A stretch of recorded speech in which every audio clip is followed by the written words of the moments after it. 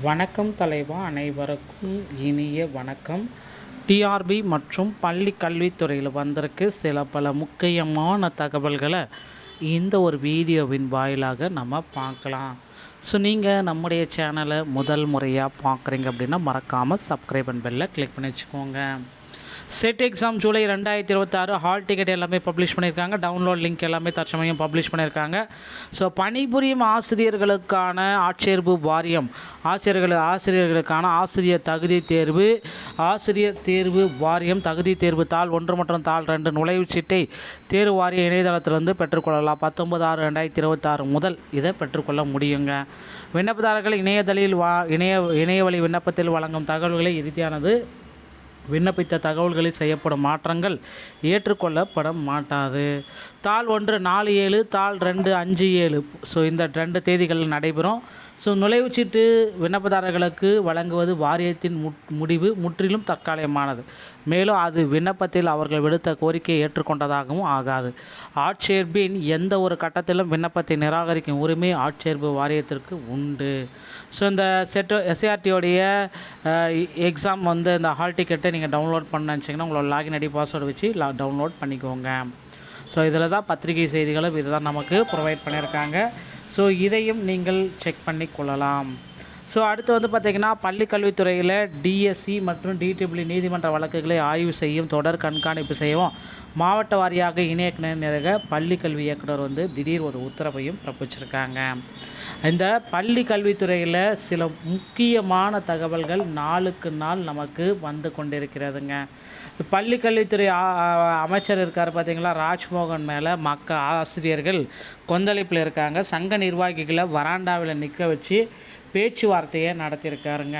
இதனால் அவங்க கோபத்தில் இருக்காங்க. பல தரப்பட்ட சங்கங்களும் சரி, ஆசிரியர்களும் சரி.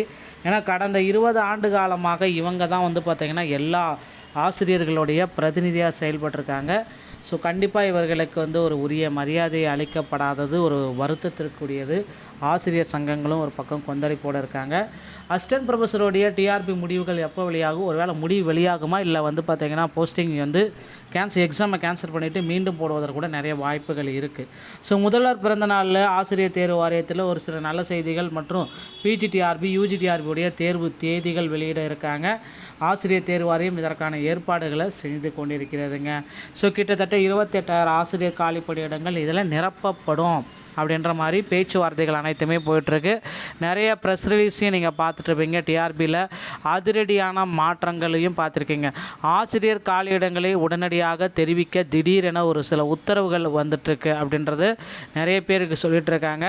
தமிழகத்தில் இந்த ஆசிரியர் காலிப்பணியிடங்கள் கல்வி மாவட்ட அலுவலர்களுக்கு கல்வித்துறை பிறப்பித்துள்ள உத்தரவில் கூறியதாவது, பள்ளி ஆசிரியர்களுக்கான கலந்தாய்வை நடத்த மாவட்ட வாரியாக காலியாக உள்ள தலைமை ஆசிரியர்கள் உள்ளிட்ட அனைத்து வகை ஆசிரியர்களிடமும் வரும் 23ஆம் தேதிக்குள்ளார எமிஸ் இணையதளத்தில் நீங்கள் பதிவேற்றம் செய்யணும்.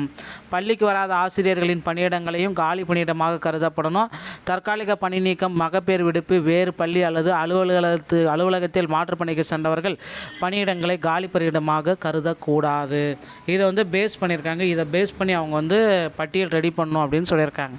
ஸோ இதனால் பார்த்திங்கன்னா ஆசிரியர் காலி பணியிடங்கள் எவ்வளோ இருக்குது அப்படின்றத விரைவில் ரெடி பண்ண போகிறாங்க. நியமன தேர்வுக்கான பட்டதாரி ஆசிரியர்களை விண்ணப்பிக்க அறிவுரைகள் எல்லாமே கொடுத்துருக்காங்க. ஸோ கண்டிப்பாக பார்த்திங்கன்னா அடுத்தடுத்து பார்த்திங்கன்னா ஆசிரியர் தேர்வு வாரியத்தில் சில முக்கியமான தகவல்கள் நமக்கு வெளியாகலாம் அப்படின்றத எதிர்பார்க்கலாங்க. ஸோ ஆசிரியர் தேர்வு வாரியத்தில் தற்சமயம் பார்த்திங்கன்னா எஸ்சிஆர்டி தேர்வுகள் நடத்தப்பட இருக்குது. எல்லோருமே அறிந்த ஒரு விஷயம். டிஆர்பியில் பார்த்திங்கன்னா பள்ளிக்கல்வித்துறையில் முதல்வர் தேர்தல் வாக்குறுதிகளில் குறிப்பிட்ட மாதிரி நிச்சயமாக 100% பார்த்திங்க அப்படின்னா 149 ஜிஓவை ரத்து செய்வாங்க. பகுதி நேர ஆசிரியர்களுக்கு பணி நிரந்தர வாய்ப்பை கொடுப்பாங்க அப்படின்றது எதிர்பார்க்கலாங்க. டிஆர்பியில் இந்த தகவல்கள் உங்களுக்கு பிடிச்சிருந்தால் நீங்கள் நம்முடைய சேனலோட இணைந்திருங்க. மீண்டும் ஒரு நல்ல தகவல் நான் உங்களை சந்திக்கிறேன். நன்றி, வணக்கம், தேங்க்யூ.